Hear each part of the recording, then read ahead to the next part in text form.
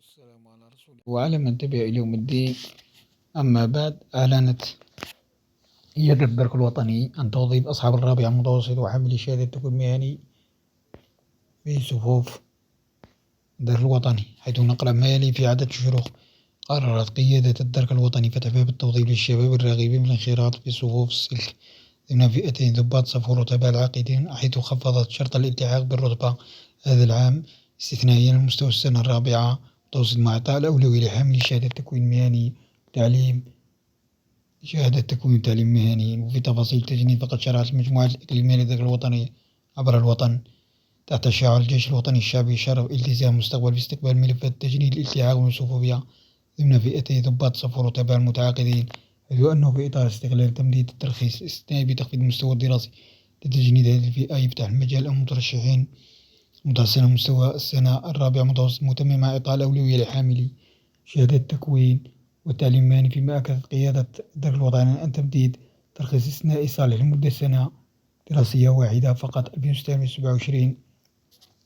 حيث وبخصوص الشروط التي أقرها سلاح الدرك في هذا، فقد ألزمت القيادة الراغبين الانضمام للصفوف بالتوفير الجنسية الجزائرية، اللياقة البدنية، العزوبية، أن يكون تحقيق التجنيد مقبول أما قام فلا تقل عن 170 في حين حدد سن الراغب في الشروط مشاركة ما بين 18 على الأقل 22 سنة على الأكثر عند تاريخ 31 ديسمبر السنة الماضية السنة الجارية. أما عن مستوى الدراسة ما تخفيض إلى مستوى السنة الرابعة متوسط، على أن يرفق المعني لدى تقربه إلى أقرب وحدات الدرك الوطني. الملف الأول ترشح تكون من شهادة ميلاد رقم 12، شهادة مدرسية، صورة شمسية، فضلا عن نسخة من بطاقة التعريف وشهادة الإقامة. سيتلقى المترشحين المقبولون التكوين لمدة 6 أشهر على مستوى مراكز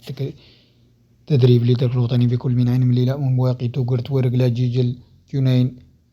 بورزك، بالنعامة. وسيعزز التوظيف الذي تعلن عنه قيادة الدرك الوطني في كل مرة عن مضاعفة الإمكانيات البشرية للجهاز، حيث سيتم التوزيع على مستوى جميع الوحدات المنتشرة عبر الوطن، المساهم في ضمان أمن وسلامة الأشخاص ممتلكات بمهام الدفاعية ومكافحة مختلف الجرائم بما فيها العابرة الحدود، خاصة إذا الشبكات الإجرامية ناشطة في مجال التهريب والمتاجرة بالمخدرات وأقراص مهلوسة الأسلحة وتهريب البشر وتدفق المهاجرين غير الشرعيين نحو الجزائر، تزامنا مع الارتفاع القياسي للجرائم السيبرانية والمعلوماتية خلال السنوات الأخيرة. لا تنسوا الاشتراك في قناتنا ناشر العلم والمعرفة ليصلكم الجديد.